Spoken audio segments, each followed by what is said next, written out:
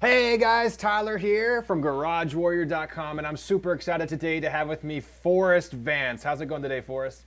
It's great. It's great. Thanks for having me. Awesome, man. I appreciate you coming out and taking the time. We're going to talk a lot about kettlebell training, something that's a lot of people are hearing a lot about these days, but still, I feel like there's just not that many people who are qualified to talk about it, and Forrest is one of them that is qualified to talk about it. So before we dig into the kettlebell stuff, Forrest, why don't you give us a little bit of background into kind of how you got to where you are, how you got to become this kettlebell master? Sure. Um, well, let's see. I've been training in the fitness business and doing the training thing for almost 10 years. Coming Wow. up on 10 years, and next year it will be. And before that, I was involved in sports all my life. I played a couple years of pro football right after college. I played at UC Davis, How and did then you? I did. When Yeah, I yeah, met you, I was like, this is a big motherfucker right here. Right? He's yeah. probably. Yeah. Well, so when I was playing, I was actually 65 pounds bigger than I am now. I played Wow. offensive line, Wow. and I was like 310 when I was playing pro football. Wow. And so yeah, so I had a cup of coffee in the NFL, as they say. Yeah. And then I played for a couple. I was in Kansas City and in Green Bay. I had like brief stints in both places. Um, and then when I ended up, my football career was over after I left Green Bay. And then, I was sitting there being 310 pounds and strong and stuff, but then also right after, you still, there's a tendency to keep eating the same way and doing some of the same things you're doing before. And then Right. quickly, you're 310 pounds, but you're not in as good of shape. Sure. So that kind of got me into the fitness industry. I lost 64 pounds. It was exactly, I still remember, over like a 7 month period, right when I finished playing football. And is what kind of got me into the training thing.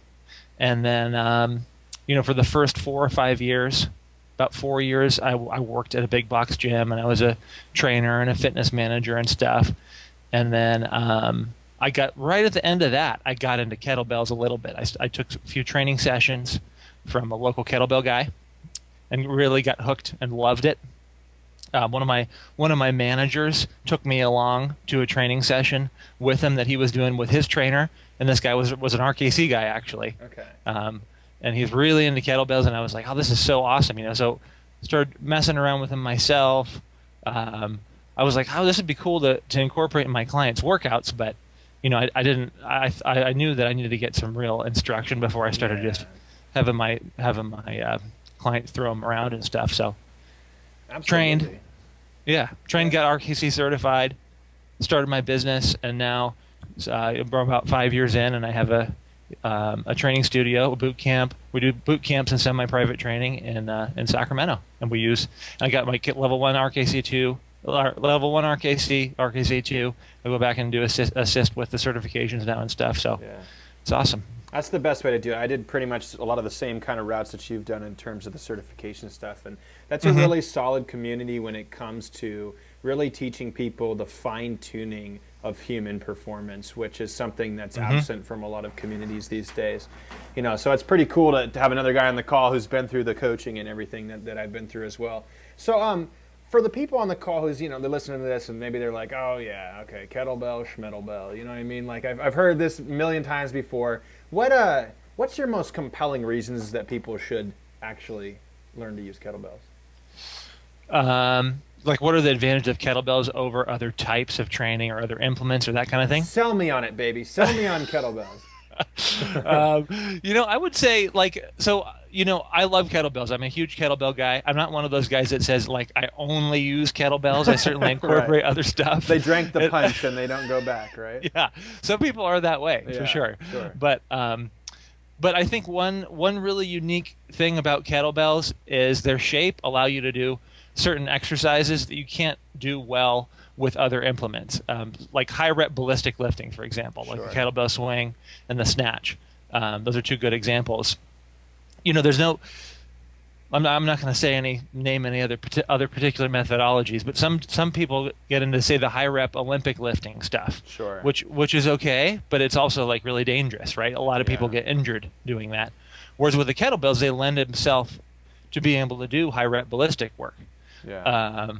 And also just the simple fact that you can get like they're really portable. You can get a really fast, efficient workout in a short amount of time with just one kettlebell in your body weight if you know a few basic moves, which is like you can't really say that for a lot of other pieces of equipment. Totally. No, that's fantastic. Yeah. I mean, like that's what I got started with was a 16-kilo kettlebell and a pair of gymnastic rings. And like, talk about how you can get a workout anywhere, anytime with just a couple pieces of equipment and really, really get a good workout. Yeah, absolutely. Absolutely. I mean, like yesterday, I went out to the weather's really nice here in Sacramento. I was like, I want to go out to the park and get outside and train outside. Just took a suspension trainer, kettlebell, and like you said, you get an amazing workout with such minimal equipment. Totally. That's awesome. Yeah. So what advantages do you think kettlebells have over, say, somebody just really being into just bodyweight training? What can you do with a kettlebell that really makes a big difference? I obviously know the answer, but I want your take on it. Well, I love bodyweight training. I think it's a great complement to using kettlebells. But the thing is, I think you can only go so far with that. Like, they have certain goals where you need to do more than just bodyweight training, right? Mm-hmm. For one thing, there's a lot of variety that you can do with bodyweight, but using one training modality all the time, and the same thing goes for kettlebells. You want to it gets kind of boring. You want to incorporate other stuff into that. But going back to that example of the high rep ballistic stuff, you can't really do that. You can't load. There's no way to really do that well with just your own body weight. You can't. For example, a swing, you have to decelerate force, right? Like if you want to apply it to say something like playing football or a lot of other sports, you have to be able to train your body to efficiently decelerate force. We can't really do that with just body weight or no external resistance. In fact, the kettlebell is probably the best implement you could use to teach your body how to do that. Yeah, absolutely. I'm such a huge fan of the ballistic high rep stuff with kettlebells. It's fairly easy to learn. I say fairly easy because it certainly takes a while to master it. But and the metabolic benefits, the physique benefits, the cardiovascular benefits are just totally amazing. So tell me, you still train a lot of people, so you get a lot of hands-on experience, which is totally fantastic, keeps you knowledgeable. What do you typically do with like a brand new person who's entering into kettlebell training? Well, like what are the what is the first moves that we teach them kind of thing? What do you work on? If I walked in your door, or somebody from the call walked in your door and they said, all I do is bodyweight training, I want to learn how to do kettlebells, what would you start them on? Well, it depends on someone's goals. It depends a lot on their fitness level, of course. Sure. But I would say like the two foundational movements that we teach or some other variation of that would be the kettlebell swing and the Turkish get-up. Sure. So those two, if you can learn and master those two basic movements, and then maybe the goblet squat too, once you can throw that in there as well. But just between the swing and the Turkish get-up, you can hit all of your major muscle groups. You can get some like ballistic, conditioning type of work with the swings. You can do all different types of variations: 2-hand swing, 1-hand swing, hand-to-hand swing, all that stuff.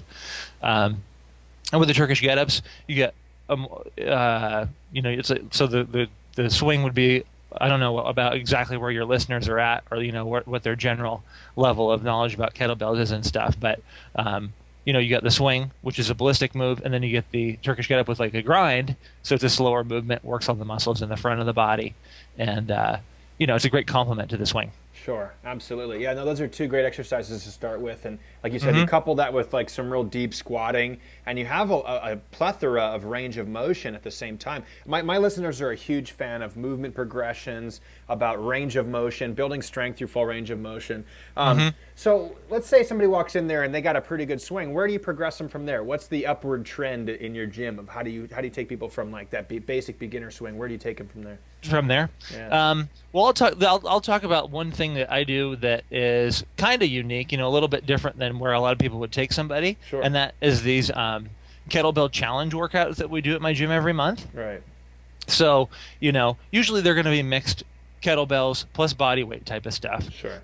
And the reason why I say that's a progression because, a lot of them would. I'll give you one like I actually just posted up on my website today. It was. Let's see. Let me go here. I'll just double check here. All right, workout challenge coming your way. Yeah, that's right. Workout challenge coming your way. This is like I said, we do these once a month at my gym, and it's a really cool thing. Like people can, when they first start, maybe in their first month, they do a challenge after some basic technique work on the swing and on some of the other basic movements, and then they come back 3 months later. We repeat the same workout. Okay, so you use it as a way to quantify. Yeah, so it's not. I try to make people understand that it's not like this is not the whole entire workout program. Right. That you can't use these as your workout program, but it's like you said, a way to gauge your fitness level, have a fun workout. So this is a burpee, squat, and swing ladder. So you start with 1 burpee, 2 goblet squats, 3 kettlebell swings, and then you go 2 burpees, 4 squats, 6 swings. Okay. And then you gotcha. go 3, 6, 9, all the way up to 10, 20, 30, and you do that in as fast as time possible. Wow. And guys use a 53 pound, 24 kilo. Women use the 16 kilo or 35 pound. I'm gonna write that one down. That sounds like a fun one. Oh, it's fun. That sounds fun. So you got the 1, 2, 3, 4, 5, 6, 7, 8, 9, 10 on the first one, and then the 2, 4, 6, 8, that kind of thing, and then the 3, 6, 9, 12 on the other one. Exactly. Cool. It's pretty tough. It's pretty tough. Burpee, squat, swing, right? You got it. Yeah. Okay. I'll be posting that up as a challenge to you. Okay, guys. there we go. Everybody should be There we trying that go. workout out. Burpee, squat, swing. That sounds like a fun one, man. Uh-huh. Cool. And so then you'll use these kind of as a quantification process. So you'll test. You'll go back to doing some specific strength and conditioning workouts, and then 2-3 weeks later you might retest again on the same thing and see if you guys have made any results in terms of that workout. Yeah, exactly. Cool. Exactly. Very cool. Very cool. So what else do you guys mostly do kettlebells there, or what do you guys do in addition to that?